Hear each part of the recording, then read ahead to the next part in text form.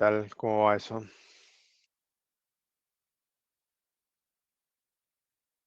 Bueno, eh, bueno, llegamos al martes y arrancamos este martes con unidad 6, ¿sí? Que si bien el viernes, según cronograma, íbamos a tener una clase, ustedes bien saben, el viernes nos dedicamos a hacer ejercicios de la unidad 5 que, bueno, justamente intentaron decantar los conocimientos que estuvimos viendo en unidad 5 y venimos arrastrando, ¿no? Porque la unidad 5 un poco trae también conceptos de la unidad 4 y demás. Entonces, con la unidad 5 algo concluida, ustedes se llevaron para sus casas para hacer alguna tarea, ejercicio. Bueno, eso lo vamos a ver el viernes próximo, ¿sí? Vamos a repasar rápidamente los ejercicios y vamos a ver otros ejercicios de unidad 6. ¿Sí? Vamos a aprovechar otra vez los viernes para hacer tareas más focalizadas a lo práctico, ¿ok? Como les había dicho. Así que bien, ¿dudas? ¿Alguna consulta antes de arrancar? Respecto a lo visto, unidad 5 o en adelante. Si no, arrancamos.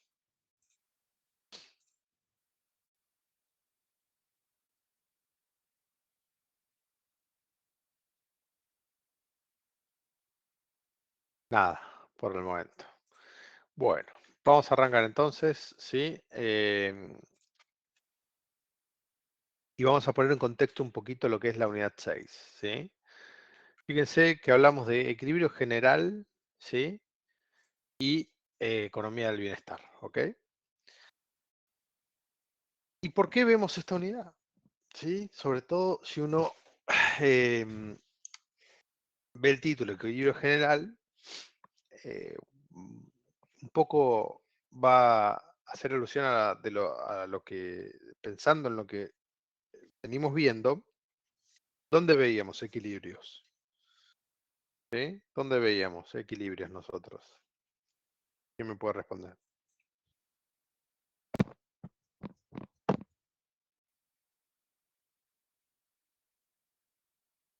En la oferta y demanda, exacto, ¿no? En la oferta y demanda general. ¿Y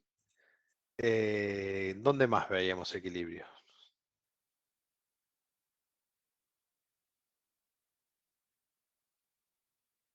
En la oferta y demanda, un equilibrio supone que se vacían los mercados, ¿no? Es decir, todo lo ofertado es demandado, se vacían los mercados. En los mercados, dicen. Bien. ¿Y en dónde más veíamos un equilibrio?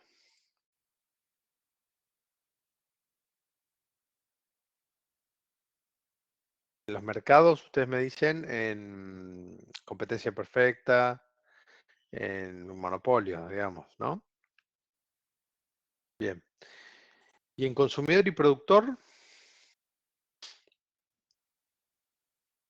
Cuando estudiábamos consumidor, ¿qué teníamos? Teníamos un equilibrio que estaba dado por la tangente de la recta presupuestaria a la curva de indiferencia, ¿verdad? ¿Se acuerdan de eso? Y cuando vimos productor, el equilibrio estaba dado en la tangente de la isocuanta a la isocosto. ¿Sí? En largo plazo, exacto, a la isocosto. Entonces ahí teníamos un equilibrio del productor y en el otro un equilibrio del consumidor. ¿Está? ¿Ok?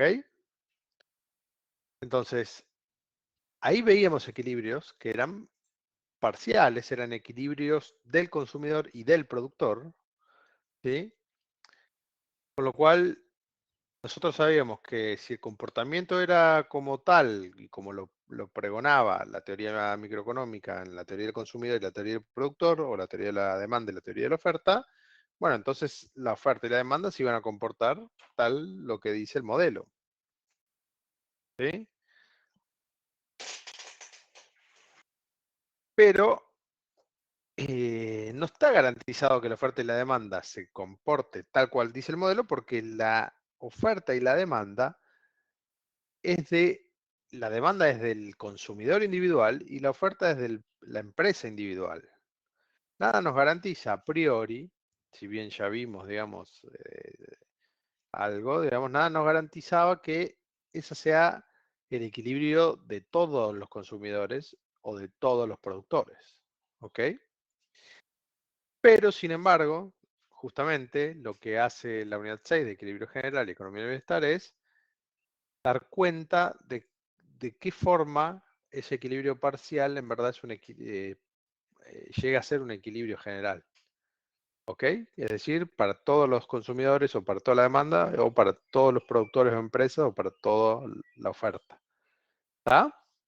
Entonces, ¿cómo se sintetiza eso teóricamente? A través del modelo de equilibrio general. ¿Ok? Entonces, el modelo de equilibrio general nos va a demostrar teóricamente, ¿sí?, cómo es que el equilibrio parcial del consumidor y el del productor, ¿sí?, son equilibrios que van a ser extendibles a nivel general. ¿Está? ¿Se entendió la introducción general de esto? ¿De qué es el objetivo del equilibrio general, del modelo de equilibrio general? ¿Sí?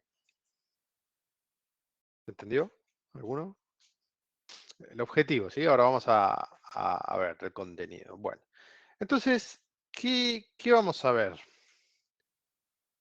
Bueno, vamos a ver a través del análisis de mercados perfectamente competitivos, ¿sí?, cómo entonces vamos a asumir otra vez que los consumidores y los productores son tomadores de precios y van a actuar tomando decisiones optimizadoras, racionales, ¿ok? Los bienes que se intercambian en el mercado van a ser homogéneos, ¿sí? Si bien vimos otros modelos en donde esto no era estrictamente así, acá vamos a asumir un modelo competitivo, ¿sí?, de competencia perfecta. Cada bien va a tener un precio de equilibrio que se va a fijar por la relación entre la oferta y la demanda. Los mercados se vacían, ¿por qué? Porque, como vimos, si hay un equilibrio, entonces la oferta cubre la demanda y ese es el punto en donde no se oferta más nada. No va a haber costo de transacción, es decir, no hay nada que imponga un costo adicional, ¿sí?, a este modelo que no sea el propio de producir. Los consumidores y los productores conocen perfectamente los precios de mercado, o sea, información perfecta. Y entonces, ¿qué vamos a analizar a través del modelo de equilibrio general? Bueno, cómo afecta esa situación de un mercado al equilibrio de otros, ¿sí? Eh, y vamos a ver cómo un equilibrio competitivo puede o no ser una asignación eficiente, ¿sí?, desde el punto de vista de bienestar. Y si hablamos de eficiencia, vamos también a hablar de equidad, ¿sí? ¿Ok? Y vamos a ver que en primera medida, para analizar el equilibrio general, vamos a analizar una economía solamente de intercambio, ¿sí?, en el donde no vemos la producción en este momento. Vamos a suponer, por así decir, que el único problema que tenemos para verificar acá es cómo se intercambia, es decir, la producción ya está dada en este modelo y el problema acá es cómo se administran recursos escasos para fines múltiples, diríamos, o en verdad es el problema del intercambio, ¿sí? Entonces va a haber dotaciones iniciales, solo va a ser posible intercambiar y consumir, los precios están dados, como dijimos, y va a haber información completa. Entonces, yendo a los supuestos bien específicos, ¿sí?, ¿qué vamos a tener?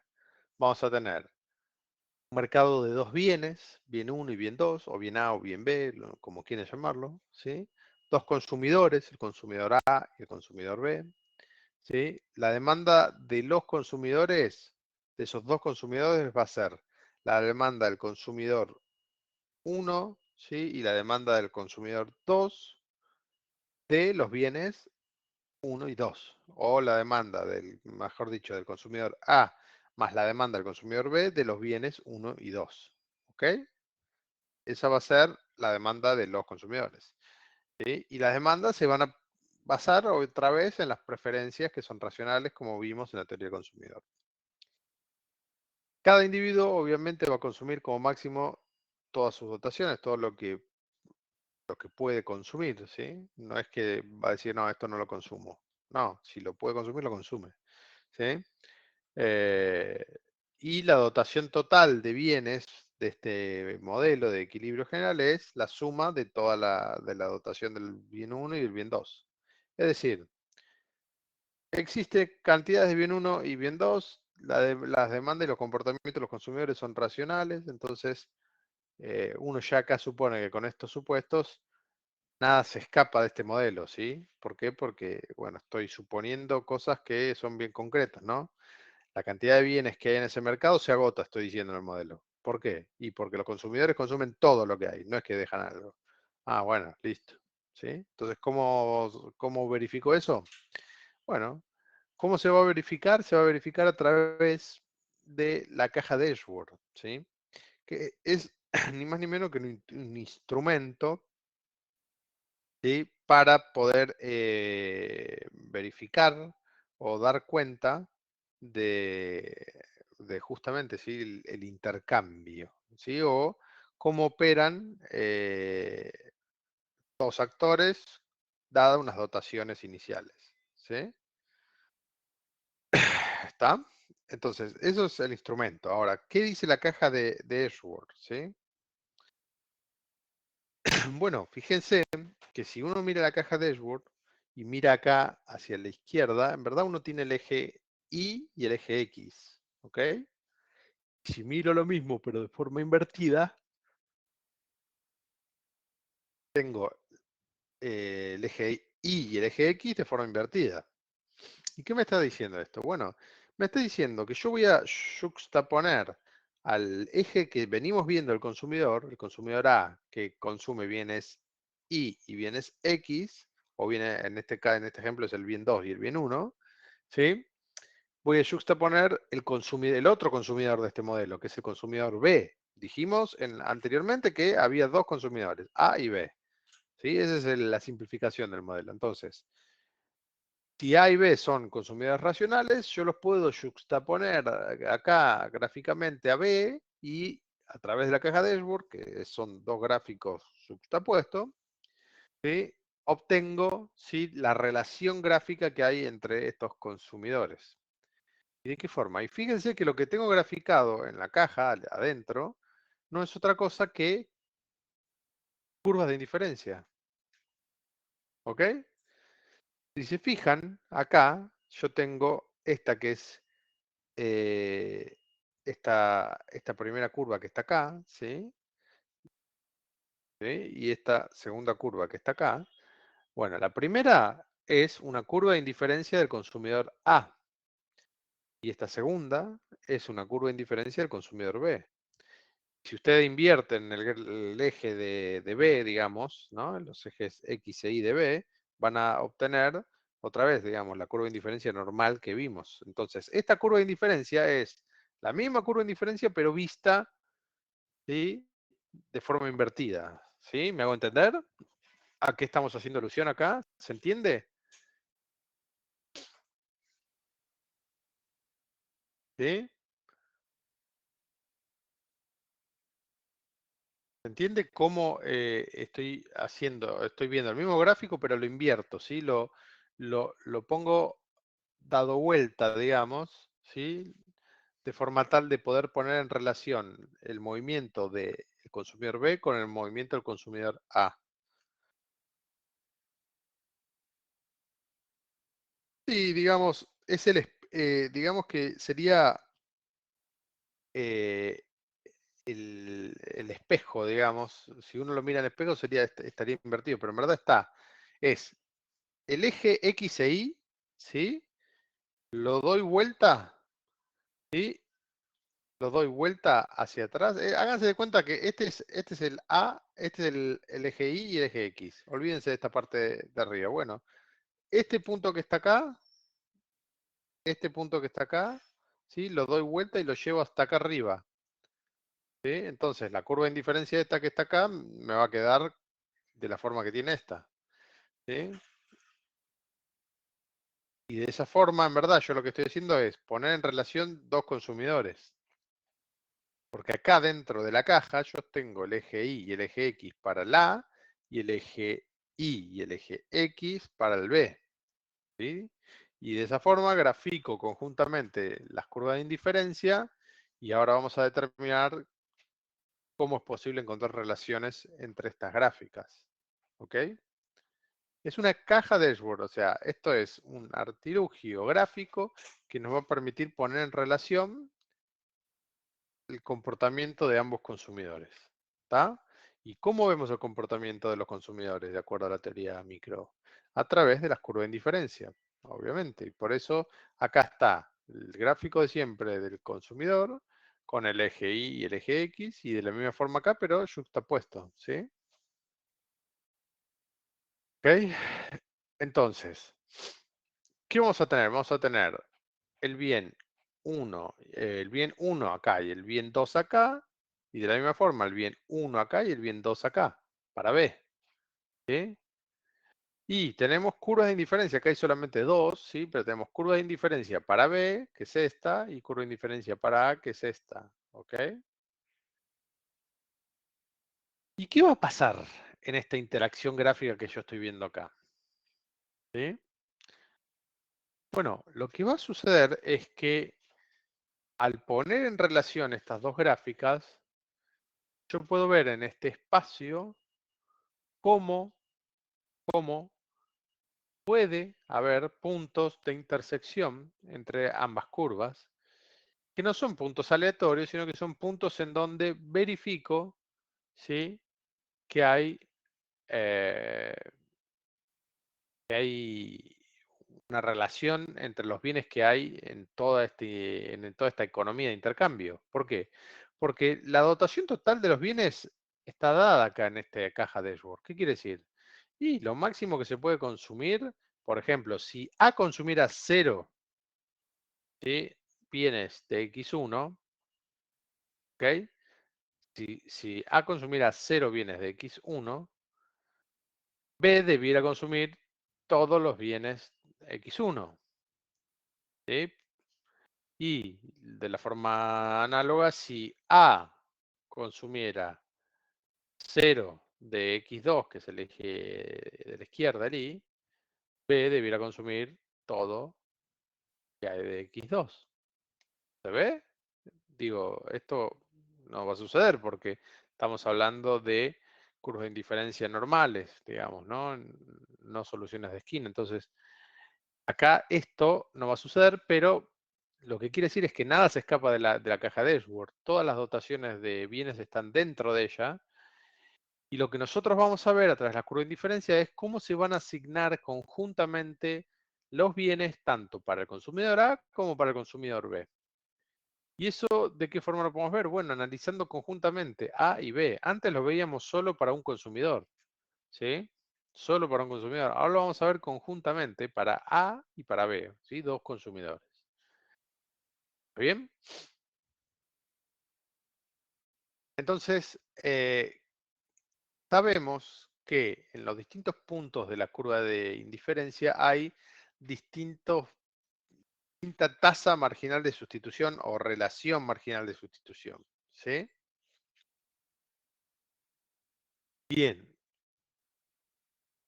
¿Y qué va a pasar? Bueno, ¿se acuerdan ustedes que la tasa marginal de sustitución, qué era? A ver si alguno se acuerda.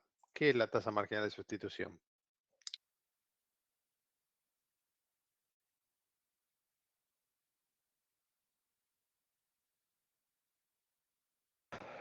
¿Alguno?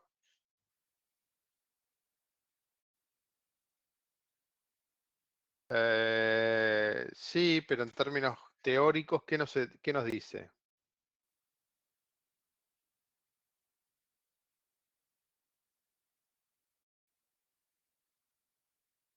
No. ¿Cuánto me sale? No. No dice nada de cuánto sale la tasa marginal de sustitución. No.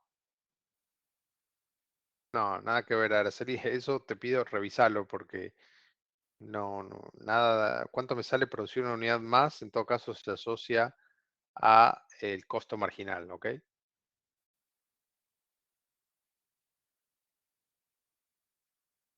Bien, Hernán, por ahí va. O sea, es cuánto estoy dispuesto, ¿sí?, a intercambiar de un bien Y o bien X, ¿sí?, para incrementar el consumo del otro bien, ¿ok? Entonces, la tasa marginal de sustitución, ¿sí? Me va a decir cuánto estoy dispuesto a intercambiar del bien 1, o sea, en este caso es a la izquierda el bien 2 acá, y al eje X sería el bien 1. Entonces, ¿cuánto estoy dispuesto a intercambiar del bien 2 para consumir una unidad más del bien 1?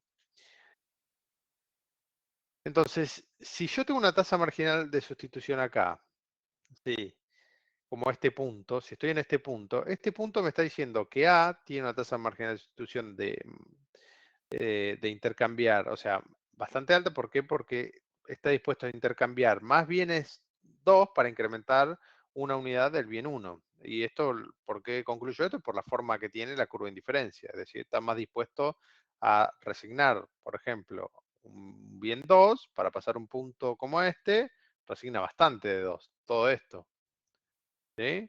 Y incrementa este poquito de 1.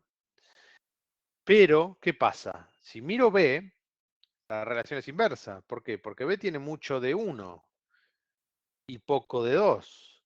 Entonces, ¿qué le pasa a B? B quiere dejar de consumir 1 para ampliar un poco de 2, el bien 2. ¿Ok?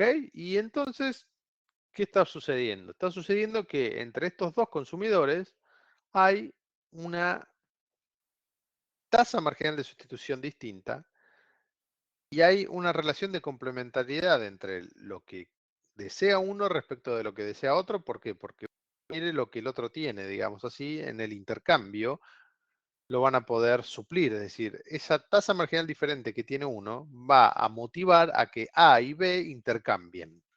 Eso es lo que dice el modelo, ¿ok? Como hay tasa marginal de sustitución distinta, A y B van a estar dispuestos a intercambiar, ¿ok? Y eso va a generar que B quiera pasar a un punto más hacia un punto más hacia el interior de su curva de indiferencia, y A lo mismo, ¿ok?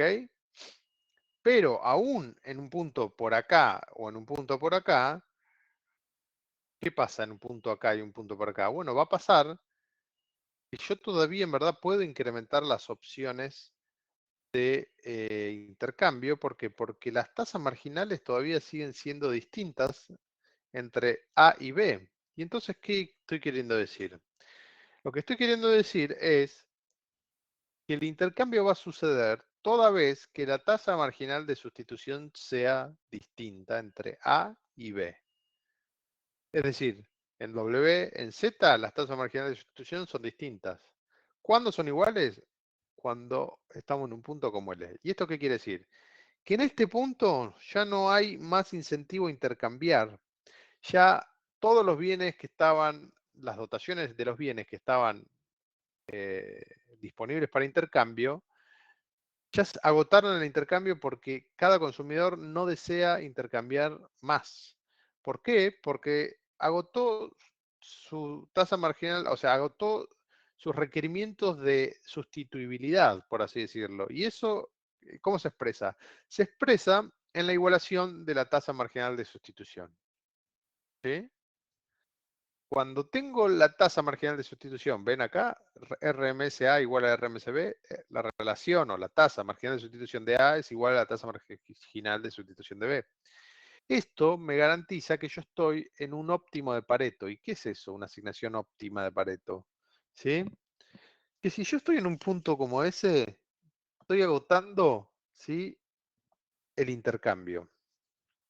Estoy haciendo que los requerimientos para intercambiar de A y de B estén cumplimentados. Y esto quiere decir que yo estoy teniendo una situación de igualdad, es decir, A se lleva 10 de 1, 10 de 2 y B se lleva 10 de 1 y 10 de 2. No. Lo que está diciendo esto es que no hay más incentivo a intercambiar. ¿Por qué? Porque lo que ha llegado a suceder en el modelo es que la tasa marginal de sustitución, esa relación de sustituibilidad que tiene un consumidor por un bien, de un bien para otro, se agotó. Entonces, acá en este punto, B no tiene más incentivo de intercambiar bienes 1 por bienes 2, ni bienes 2 por bienes 1.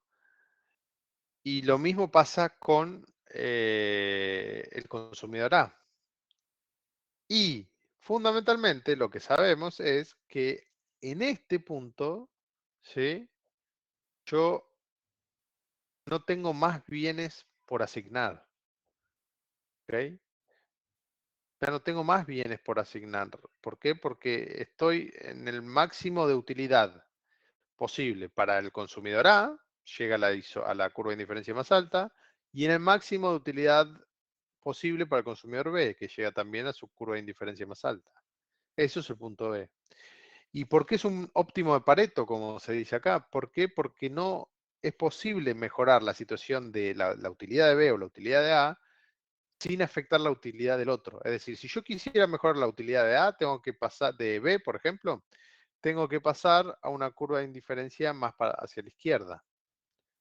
Y eso va a hacer que afecte la curva de indiferencia de A, ¿ok? Que es esta, la curva de indiferencia de A.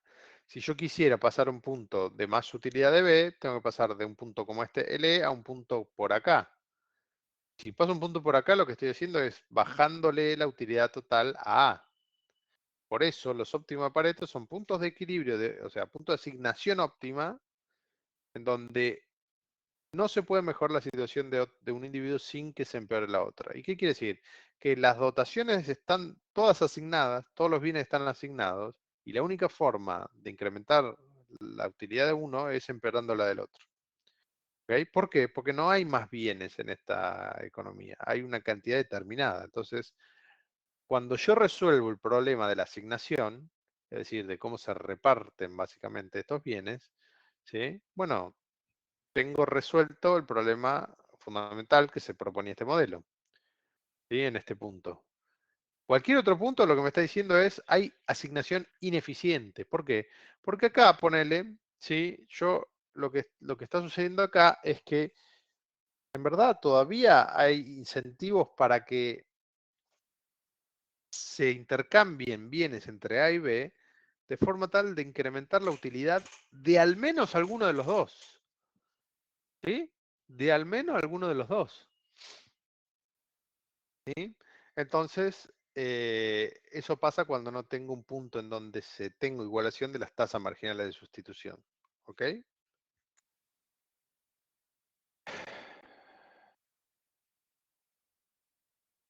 Nicolás, ¿es parecido a un equilibrio de Nash? Sí, ¿por qué? Porque es una mejor situación de equilibrio dada la situación del otro, pero acá estamos hablando de asignaciones de bienes, ¿no? Entonces, sabemos que la cantidad total de bienes que tiene este modelo son 20. Bueno, sabemos que esos 20, lo importante es que estén plenamente asignados, ¿sí?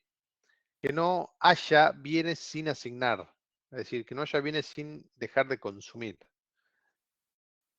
Y además que se consuman, ¿sí? En la proporción que le es más sensata y más razonable a ambos consumidores. Y para eso basta con igualar las tasas marginales de sustitución de ambos consumidores para dar cuenta de cuál es ese punto. ¿Ok? Eh, y nuevamente, son asignaciones. ¿Ok? Eh, no son equilibrios ideales ni nada por el estilo, ¿sí? Acá es puntos en donde los consumidores han agotado el intercambio, ¿ok? Y con esto, fíjense, hemos llegado, si quieren, al nivel de, digamos, de expresión teórica más abstracto del que veníamos manejando. ¿Por qué? Porque acá estamos plenamente desarrollando lo que son el modelo de consumidor y el modelo de productor. Y acá estamos ya metidos dentro de cómo pasamos de ese modelo del consumidor y modelo del productor a un modelo general, en donde damos prueba teórica de que sí sucede lo que dijimos y los supuestos estos se cumplen, sí las tasas marginales de sustitución se igualan, y porque si se cumple el supuesto, es decir, los consumidores son racionales y demás, entonces estamos en una asignación óptima. ¿Sí? Entonces es bien abstracto esta unidad, la 6, ¿sí? Es bien abstracto. Requiere que ustedes se enfoquen en entender que acá lo que se está explicando es un modelo de comportamiento, ¿sí? Que obedece a los modelos del consumidor y del productor. Ok, entonces, óptimo de Pareto. Y un óptimo Pareto que en este gráfico lo encuentro en un punto solo, acá en el E.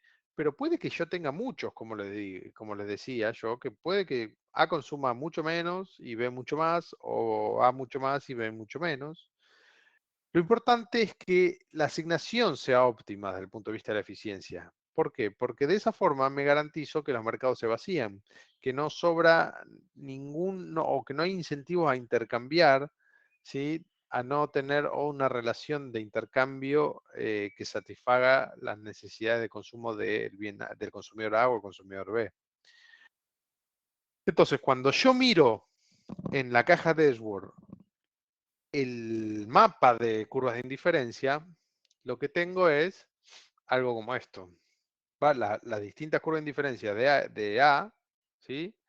Esta y esta, y las distintas curvas de indiferencia de B.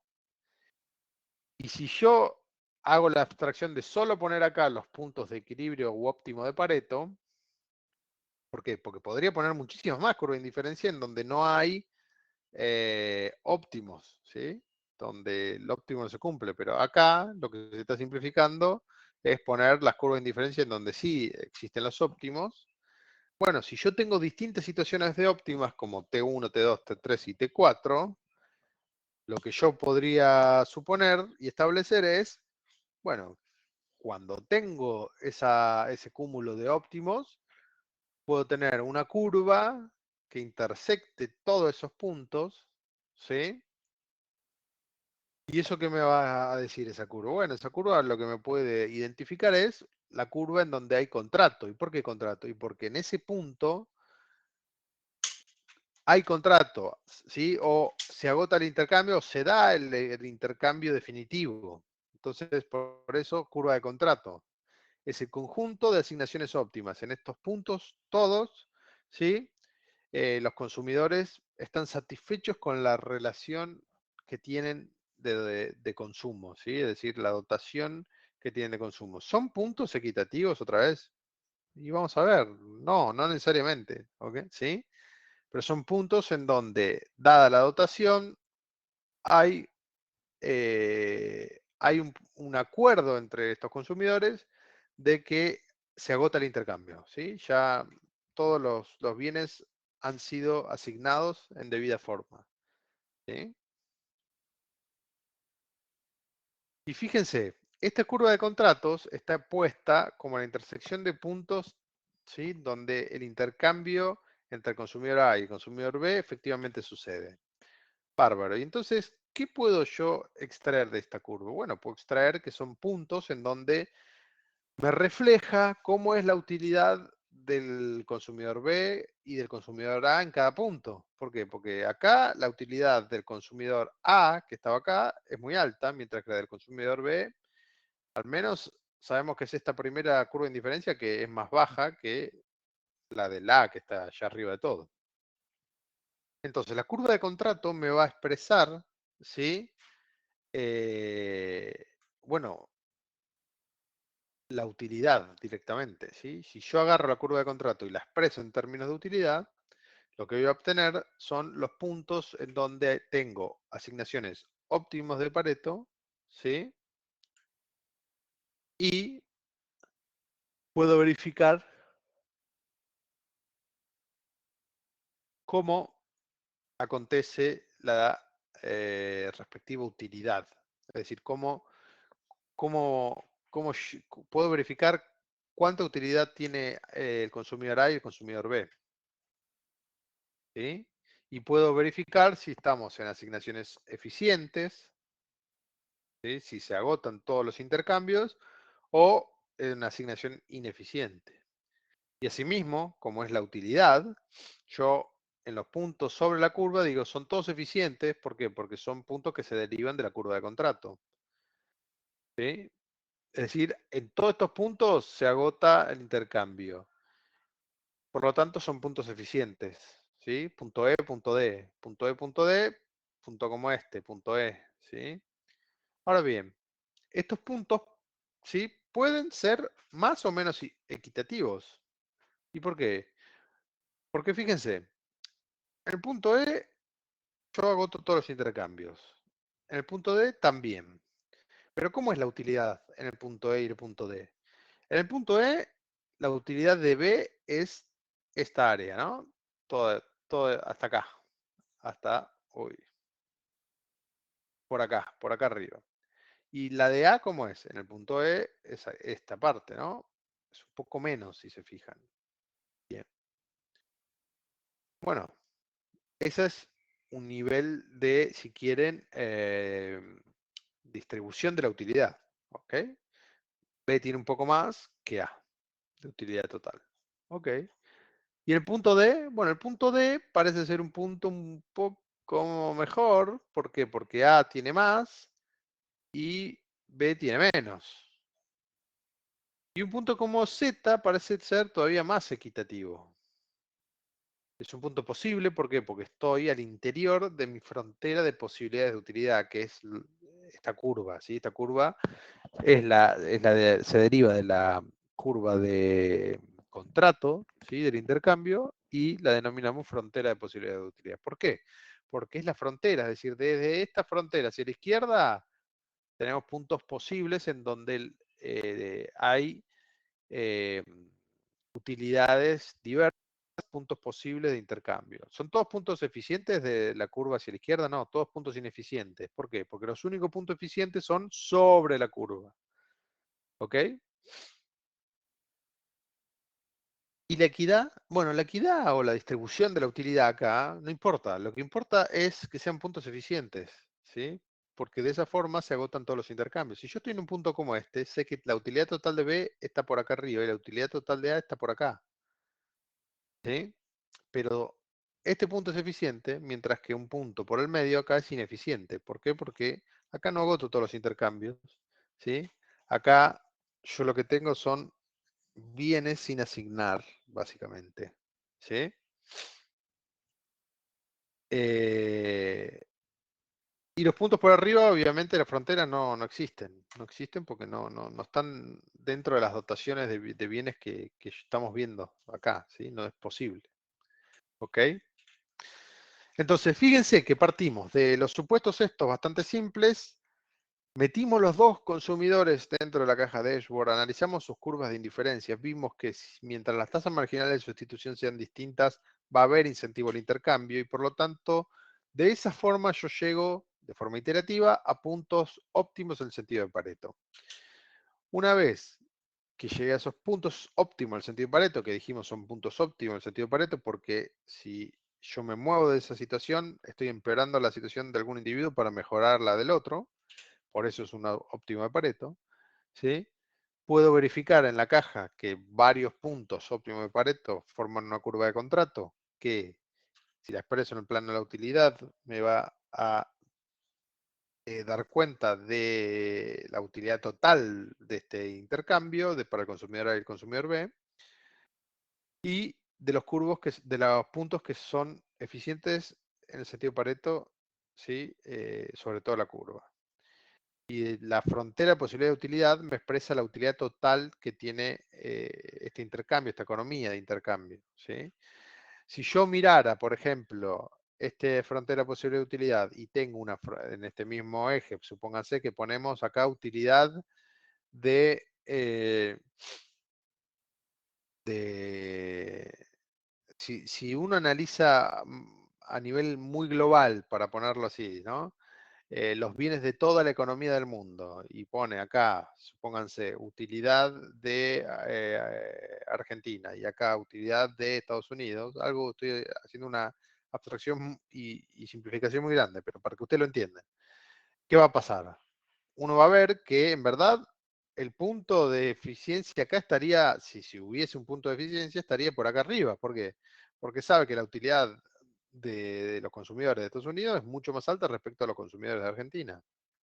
¿Sí? Eso, desde el punto de vista de la equidad, ¿dice algo? Sí, que en Estados Unidos hay muchísimo más consumo respecto a Argentina. Nada más, ¿sí? Después podemos discutir qué significa eso, digamos, pero para que ustedes entiendan, este es el objetivo también de la frontera de posible utilidad. ¿Está? ¿Sí? Insisto, es muy, muy abstracto esto, pero requiere que sigan, ¿sí? A través de los supuestos y a través de lo que veníamos viendo para entenderlo, al modelo, ¿ok? Entonces, con esto, básicamente, repasamos, le dimos curso a lo que sería equilibrio del intercambio, ¿sí? Un modelo en donde se especifican los intercambios entre dos consumidores y por lo tanto, cómo pasamos de un equilibrio parcial a un equilibrio general del intercambio. ¿Está? ¿Sí? ¿Se siguió? Bien. Bueno, y fíjense que lo que vamos a hacer ahora, ¿sí? Lo que vamos a hacer a continuación es algo muy similar. ¿Por qué digo muy similar? ¿Sí? Porque vamos a ver el equilibrio general, pero ya no del intercambio, que era el consumo, sino de la producción. ¿Sí?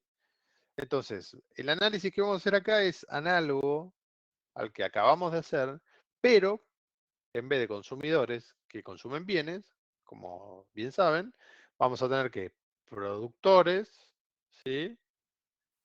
Dos producciones del bien 1 y el bien 2, que son los bienes que consumían los consumidores A y B. Vamos a tener los productores del bien 1 y bien 2. Y en vez de bienes, vamos a tener los factores productivos, K y L. Es decir, vamos a tener la teoría de la producción acá, ¿sí? La teoría de oferta. ¿Sí?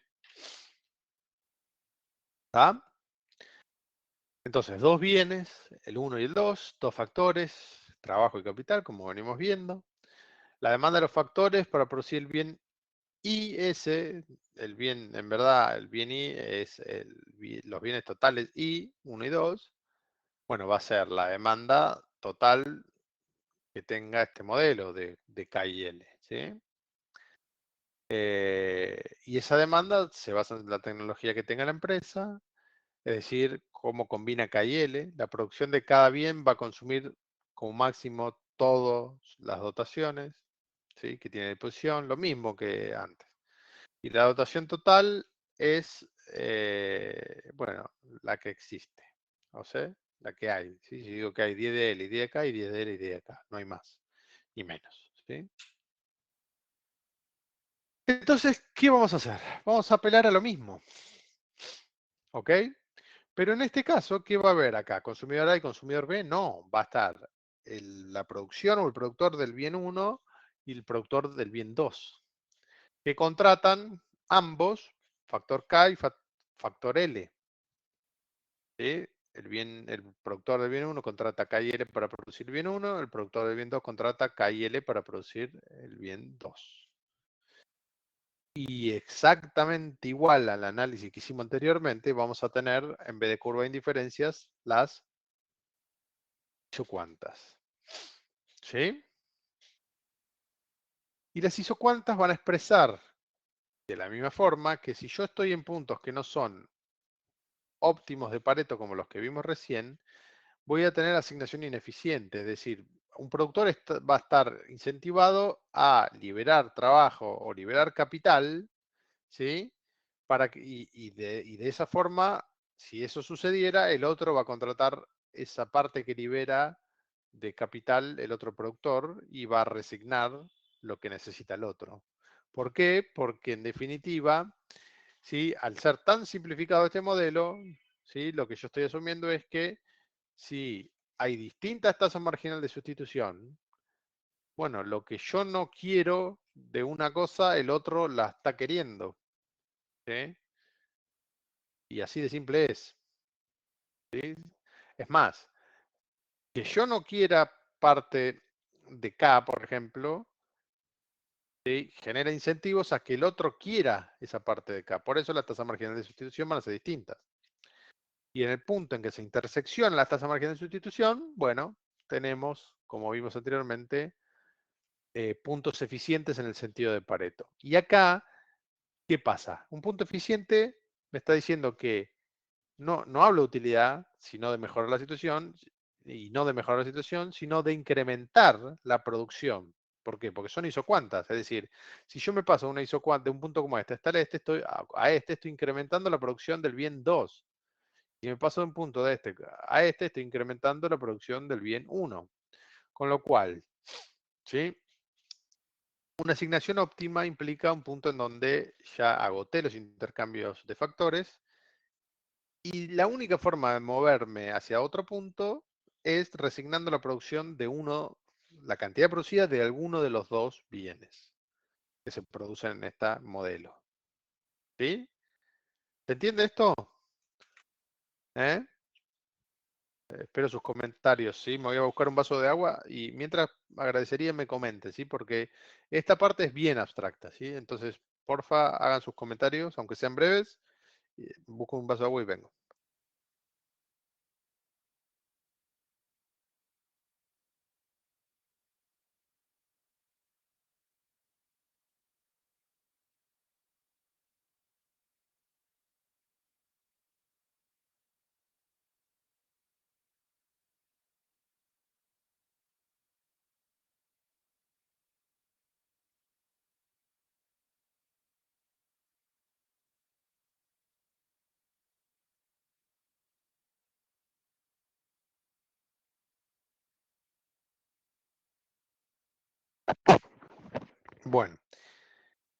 Bueno, a ver. Todo se explica por el modelo y con el modelo. O sea, no hay que apelar a nada de afuera para entender la lógica esta, ¿ok?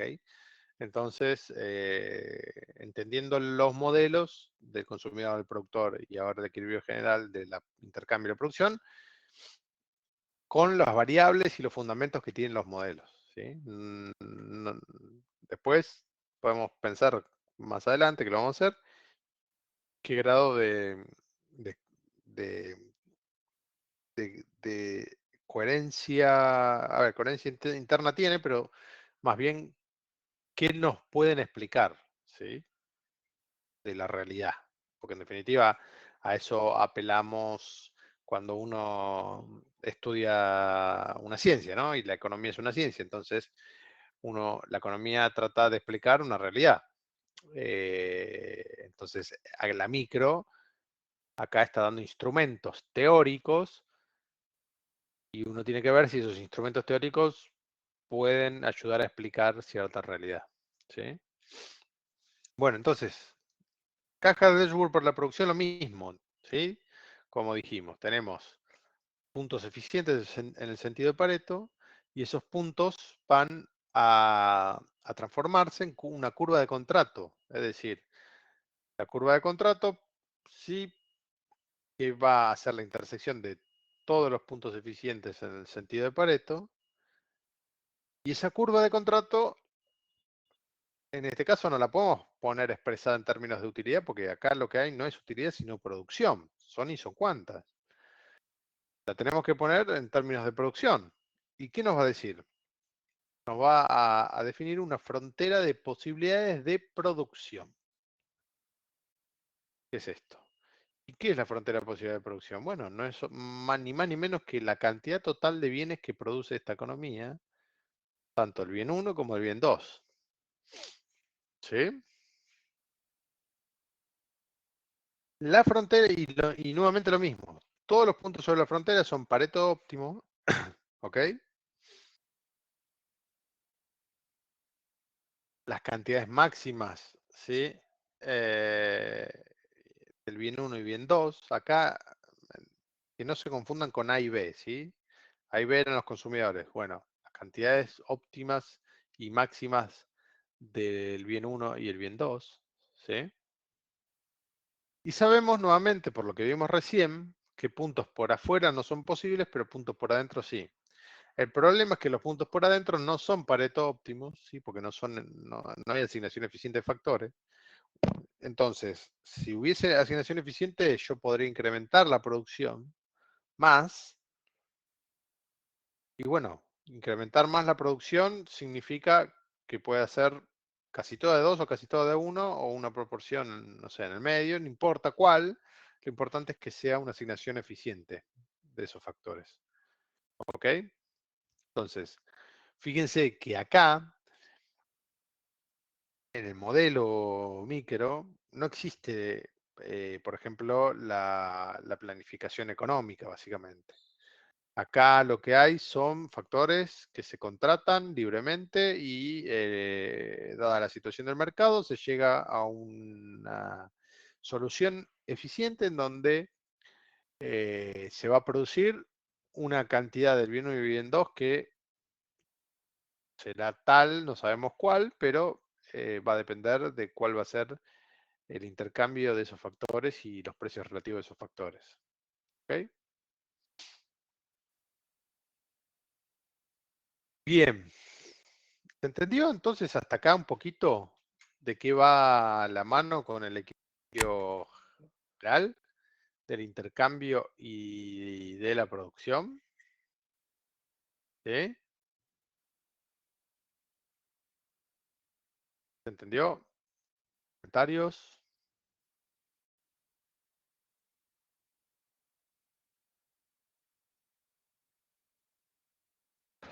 E insisto, es bien abstracto esto, ¿sí? Y nuevamente se explica con el modelo y por el modelo, o sea, ni más ni menos.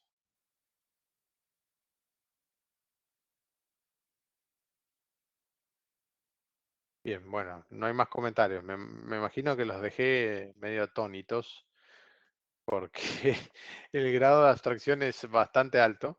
¿Sí? Es nuevamente un modelo de equilibrio general. ¿Sí? Y así lo van a encontrar en la bibliografía, ¿sí? No es que yo les estoy diciendo algo que escribí yo, digamos. Eh, es lo que está escrito de acuerdo al modelo micro, digamos, ¿sí? ¿Ok? ¿Está?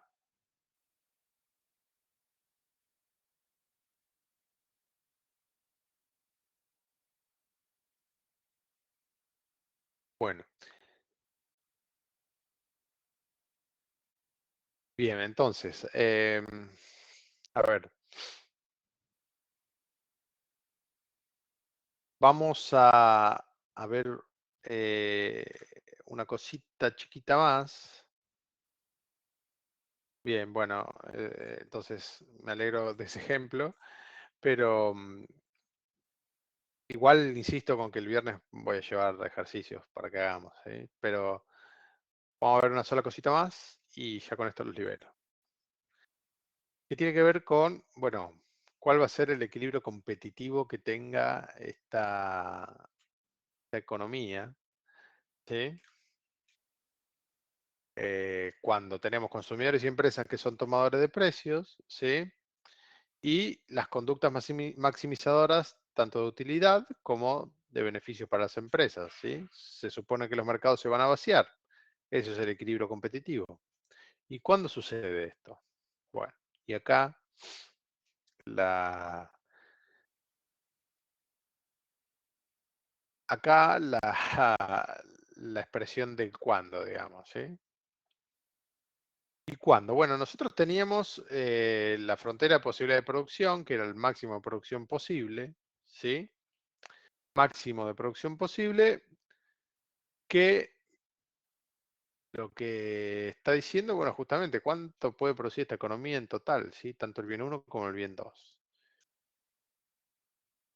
Y el equilibrio competitivo global, ¿dónde lo tengo? Porque vimos el equilibrio general del intercambio y el equilibrio general de la producción. ¿Y cuándo tengo yo ese equilibrio, ¿sí? Que me garantiza que la oferta y la demanda se interseccionan? Bueno, cuando la utilidad total de esos consumidores Es decir, cuando tengo óptimo de Pareto, tanto para el intercambio como para la producción, y al mismo tiempo, ¿sí? Satisfago la utilidad, ¿sí? Máxima posible de los consumidores con la producción total máxima posible de la producción. ¿Sí? ¿Y de qué forma? Bueno, faltan acá meter los precios. ¿Sí? ¿Y qué pasa con los precios? Yo tengo precios relativos. ¿De qué? Del bien 1 y el bien 2, porque eso es lo que venimos viendo en el modelo. Bien 1 y bien 2, no hay otros precios. ¿Sí? Entonces, ¿qué pasa? Bueno, si yo tengo el ratio de precios P1 sobre P2, por ejemplo, ¿sí? Y estoy en un punto como este, bueno, acá, en el punto como C, a los precios P1 sobre P2, las empresas producen C, dice, los individuos demandan D, ¿por qué? Porque yo acá en la cantidad del bien 2 y el bien 1, ¿qué tengo? Tengo la opción de poner la utilidad total, ¿sí? De los consumidores, porque en definitiva estoy en el plano de bienes, ¿sí? Entonces puedo acá meter las curvas de utilidad, ¿sí? Las curvas de indiferencia. Y al ponerlas puedo verificar, ¿sí? Si estoy en un equilibrio competitivo. Y en un punto como el C, si tengo estas curvas de indiferencias, ¿sí? Bueno, yo sé que en un punto como C, en verdad, de producción, los consumidores a este punto demandan esta cantidad de bienes 1 y de bienes 2. ¿Por qué? Por las curvas de indiferencia que tengo, ¿sí? No por otra razón. Entonces tengo exceso de demanda del bien 1 y un exceso de oferta del bien 2, porque fíjense que el bien 2 está por acá arriba y los consumidores demandarían algo, ¿sí? Por acá. Entonces, esta es una curva de indiferencia que no se adecúa a la frontera posible de producción. ¿Qué curva de indiferencia se adecúa dada esta gráfica? Bueno, la U2, ¿no? ¿Por qué? Porque en la U2 yo tengo un punto como el E, en donde tengo esta cantidad de producción del bien 1 y esta cantidad de producción del bien 2, satisfaciendo la utilidad total de estos consumidores. ¿Sí? Y los precios, bueno, es el ratio P1 sobre P2 de equilibrio. ¿Está bien? No sé cuál es ese ratio numéricamente, pero es un ratio que genera equilibrio. ¿Y de qué forma se podría llegar a garantizar un equilibrio? Y si los precios son libres, es decir, si hay libre juego de la oferta y la demanda de precios, de bienes para que aquellos bienes que son menos demandados bajen de precio, aquellos bienes que son muy demandados, en todo caso, suban los precios. ¿Sí? Y eso es un punto como el E. ¿Está? Determina precios y cantidades de equilibrio. ¿Y entonces qué es eso? Esto es la explicación subyacente del equilibrio de la oferta y la demanda que vimos allá lejos por la unidad 2. ¿Sí? Precios de equilibrio, ¿sí? No precios óptimos en el sentido Pareto y nada de eso, no. Precios de equilibrio, ¿sí? Como vimos en la unidad 2. Acá está la explicación subyacente de que cuando yo derivo la frontera de posibilidades de producción, ¿sí? Y pongo las curvas de utilidades de los consumidores, bueno, puedo llegar a verificar cuáles son los precios de equilibrio de esta economía para estos bienes. Siempre y cuando esos precios no sean precios que estén sujetos a ninguna regulación. ¿Ok? ¿Estamos?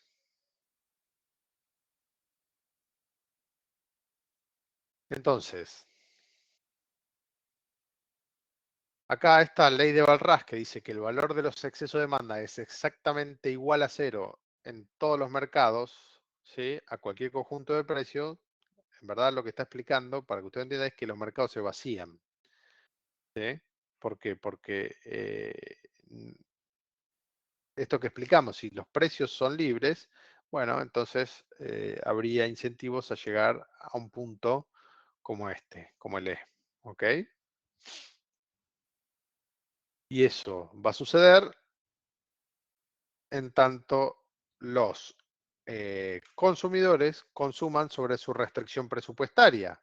¿Por qué? Porque si consumen sobre su restricción presupuestaria, sobre el ingreso que tienen, bueno, entonces se van a ajustar van a ajustar su consumo, ¿sí? A lo que requiera, es decir, van a consumir lo más barato. Si su ingreso es muy bajo, van a consumir lo más barato, entonces van a demandar mucho de bienes baratos y poco de bienes más caros. Entonces los precios de esos bienes van a informar, van a traducir justamente la relación de ingresos que tienen estos consumidores, ¿sí? O sea, la mano invisible, sí, la mano invisible que tiene que ver con el libre juego de las fuerzas de la oferta y la demanda y el ingreso tal y cual como tiene cada consumidor. Es decir, si yo subsidio a los consumidores, bueno, en verdad no les estoy haciendo consumir sobre su restricción presupuestaria, les estoy haciendo consumir sobre una restricción presupuestaria ampliada. ¿Por qué? Porque los estoy subsidiando, por ejemplo. ¿Entiende? ¿Sí? Acá lo que dice el modelo es, mientras consuman sobre la restricción presupuestaria real que tengan, ¿sí? Uno se garantiza el equilibrio competitivo. ¿Sí?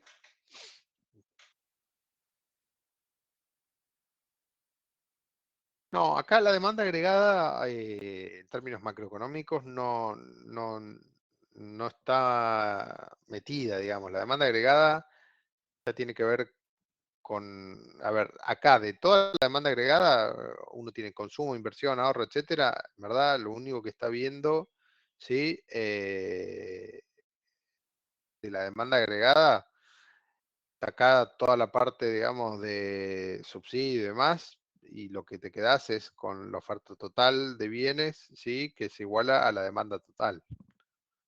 ¿Mm?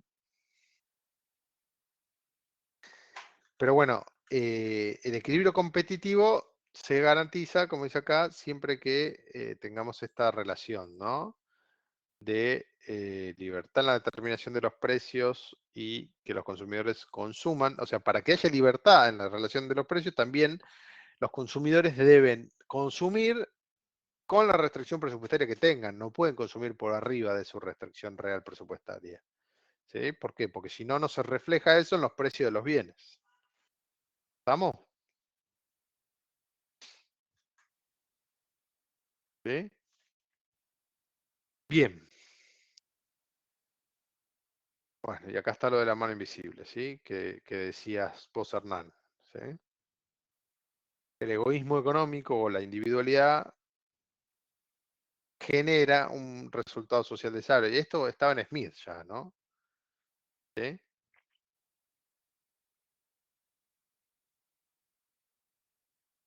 Entonces, bien, hasta acá llegamos con la clase esta de equilibrio general, del intercambio de la producción y el equilibrio competitivo. Es bastante denso, digamos, así que requiere de que hagan un buen repaso, ¿sí? Y demás. Pero bueno, el viernes vamos a atacar estas cuestiones con al menos una guía de preguntas, creo yo. Vamos a ver qué puedo terminar de armar, ¿sí? Para que generemos ejercicios de esto. Y bueno, y vamos digamos, a concluir la unidad 6 este viernes, ¿sí? Porque el martes que viene ya vamos a arrancar la unidad 7. ¿Ok? Así que